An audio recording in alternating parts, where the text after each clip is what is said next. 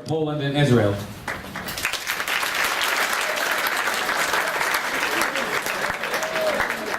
We also welcome Mr. Shavit Mas, Mayor of the Pulin Municipality,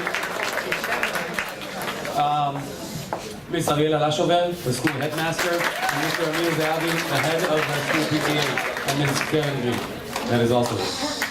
And of course, you are great pupils who worked long and hard in thinking teams about a project themed human and civil rights. Our main goal as civic studies teachers is to have pupils learn and discover how much power they have as active civilians who work within a democratic state, especially in Israel. Outside, we saw the presentation of the pupils. For their team projects, and now we have the opportunity and great honor, sir, to hear from you, Mr. Ambassador Piotr Kozlowski. Our schedule will be about 25 minutes, and we will start with some questions we collected from our pupils. The first question is about point of view. How does the Israeli democracy look like in the point of view of an average Polish citizen? You have either that or the other. Do you hear me? Yeah. So first of all, maybe we'll try and fit it.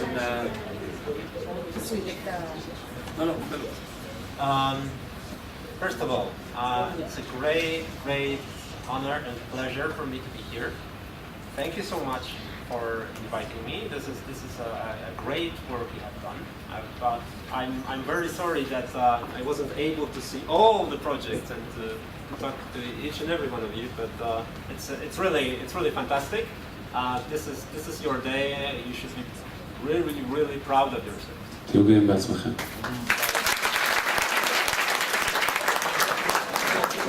That's the first thing. The second thing is just a small correction. Unfortunately, or fortunately, I'm not the ambassador of Poland. My ambassador left Israel. He finished his mission a couple of days ago. The new ambassador will arrive. I think in a month or so, very soon. And in the meantime, I am the one who is taking care of the embassy. But we diplomats, we do attach great importance to titles and details which are not maybe not that important, but they are important to us. So I wouldn't want to create a false impression. Not Thank you. Thank you. But just that's my little title. Israel's democracy. Actually, I think that the average the average citizen of Poland would describe Israel as the only democracy in the Middle East. That's the first thing. השאלה הייתה מה התפיסה של האזרח הפולני הממוצע לגבי הדמוקרטיה הישראלית, שהיא הדמוקרטיה היחידה בעצם במזרח התיכון. התפיסה הרווחת היא באמת שישראל היא הדמוקרטיה היחידה במזרח התיכון. So that's the first thing. What we think of Israel is this is basically a European country outside of Europe. This is what the average Polish citizen thinks, and I think this view is not very in depth and detailed. And one thing which I think my compatriots miss is the role of religion in Israeli society, because we know the Israeli democracy. It looks from our point of view, it looks like a European country. And if you go to Tel Aviv looks like a very vibrant European metropolis. People say, okay, so if it's so like Europe, then I'm sure it's very secular. So one of the surprises people have for themselves when they get acquainted with Israel, with the rules, some of the dilemmas that you were talking about, for instance, the opening or not of shops on Shabbat. Yeah. So this surprises people in Poland when they hear about it, because their first impression is, okay, so it's the same like in Europe. It's like certainly they see Israel as a society which is very advanced economically. So the point of comparison is to Western European societies, advanced economically. Those societies are very secular, so they think Israel is very secular too. התפיסה היא שישראל נתפסת כמדינה אירופאית לכל דבר ועניין מחוץ לאירופה. המקום שמפתיע אותם בעיקר זה עד כמה התפיסה הכללית היא דתית, מבחינת מצפים מתל אביב שהיא עיר שנראית כמו כל מטרופולין אירופאי אחר, שיהיה גם חילוני כמו כל מטרופולין אירופאי אחר, כזה שהוא פלורליסטי ומאפשר, ומה שמפתיע זה דווקא דברים שאתם התעסקתם בהם, כמו למשל כן פתיחה של מרכולים בשבת. וזה מפתיע אותם שתופסים את תל אביב כעיר אירופאית, ועדיין החוקים שחלים עליה הם חוקים שהם שמרניים בדרך כלל. We'll go now to the second question. In the past few years, there's been growth in delegation visits to Poland, like schools, pupils, and even soldiers who come to visit camps in Poland. How does the Polish people react to these Israeli journeys to Poland? That's a very it's as if you have taken a look at my notes, because that's one of the first issues I wanted to mention when I was preparing what to thinking about what to tell you. Just the short introduction is that the delegation started coming already some 20 years ago, when Poland regained the independence. We re-established relations with Israel, and which enabled young Israelis to come and visit the death camps, the other memorial sites. And gradually, the scope of the visit expanded.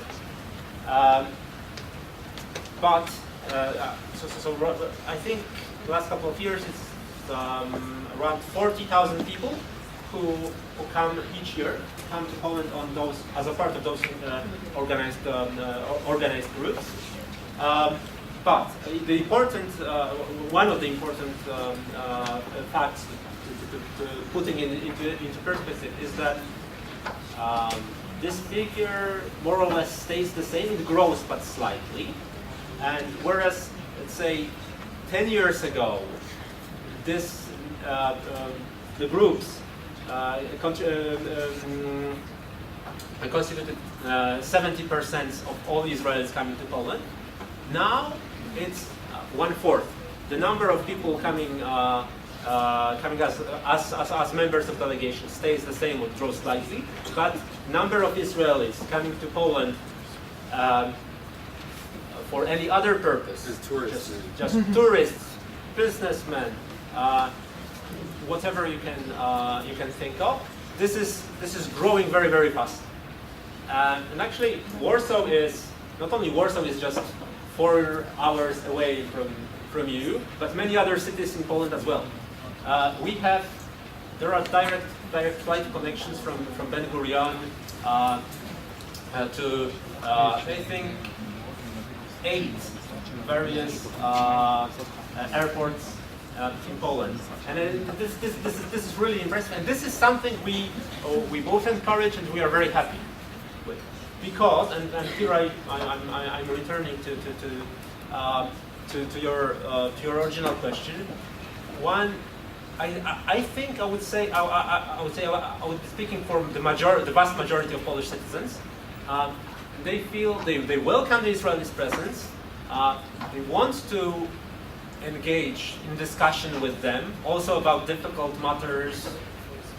We know that some terrible crimes were committed in Poland. Some terrible crimes were committed in Poland by Polish people also, that happened. We know, we want to discuss it, and it's obviously it's a very difficult matter. But despite our efforts, so far only around 30% of those people coming as delegation, they meet their Polish friends. I mean, not friends, but their Polish students, fellow students. Like a high school meets a Polish high school. A delegation of young soldiers meets a group of young soldiers. Only 1/3, and we would like this percentage to be much higher. השאלה הייתה, יש עלייה בכמות המשלחות שמגיעות לפולין בזמן האחרון, ואיך העם הפולני, איך האזרחים הפולנים, איך הם מגיבים לזה. ומה שהוא אמר זה שבעצם ב-20 שנה האחרונות, מבחינת כמות האנשים שמגיעה לשם במשלחות רשמיות, משלחות של בני נוער, של חיילים, של בתי ספר, לא השתנתה מהותית. זאת אומרת, זה נשאר אותה כמות פחות או יותר, זה נע למעלה ולמטה ונשאר פחות או יותר אותו דבר. בשנים האחרונות כן רואים גידול מאוד משמעותי של אנשי עסקים, של אנשים שמגיעים לאתרי תיירות לשם למטרות נופש. ועל זה הם מברכים מאוד ושמחים על זה מאוד מאוד, שיש עלייה גם בתיירות וגם בכניסה של תיירים של ישראלים לפולין. And just one more point, because we also have the picture I described is not a full picture. We also have schools, Israeli and Polish schools, which have one-to-one cooperation outside of the training, and they have a real student exchange, which means that people coming over from Poland here, they sleep in the same homes of Israelis and Israelis. Students exchange program. This is happening, but we would like for it to really be expanded. One final question, and then we'll go over to a couple of things we want to exchange, a small token from us. But for our last question, last week we read that a Polish delegation is scheduled to visit Israel to discuss what we know as the Holocaust law. What can you tell us about this subject? Sorry. The law is known in Israel as the Holocaust law, but in Poland it's known as the law on the national remembrance. Okay, so that's already a bit of a difference. Of course, it is related to the memory of Holocaust in a very major way, but it's not. From the Israeli and from the Jewish point of view, that's the important point. But from the Polish point of view, that's not the core idea. The core idea about the law is that there are attempts to whitewash certain parts of history, not only in relation to the Holocaust, which was committed by Nazi Germany on Polish soil, and yet some people are trying to put blame also on Poland as a country and Poland as a nation. We think this is deeply unfair. So that's one of the aspects as well, preventing this distortion of truth. But the other aspect of the law is concerning other events in the recent history of Poland, which are also distorted. Wow. And I think he was saying this not as a politician, but as a person, as a human being. Yeah, speaking from the heart. השאלה הייתה ששמענו על כך שהולך להגיע לך משלחת פולנית כדי לדון במה שאנחנו מכירים כחוק השואה, ומה שאומר כאן סגן השגריר זה מידע מאוד מעניין. מה שאנחנו מכירים כחוק השואה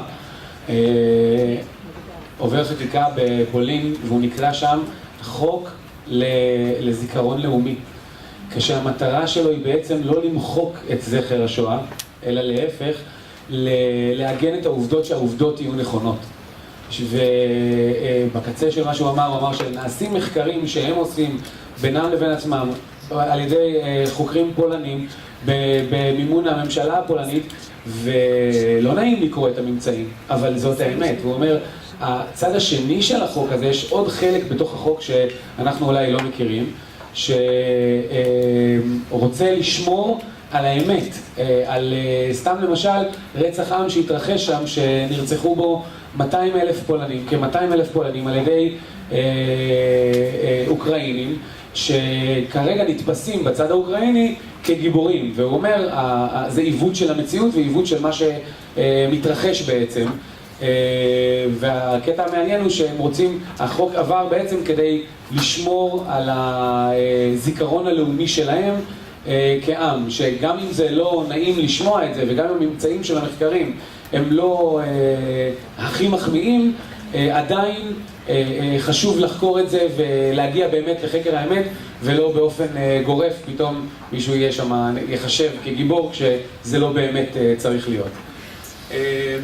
Thank you very much, Mr. Peter.